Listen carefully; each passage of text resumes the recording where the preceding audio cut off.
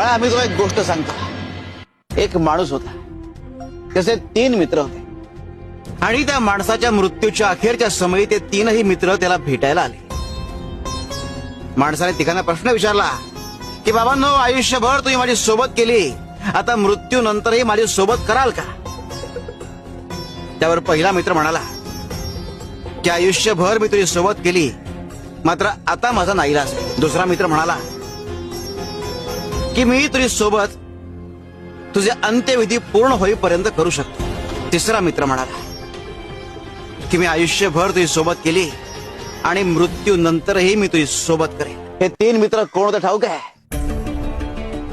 धन, कुटुंब आणि कर्म.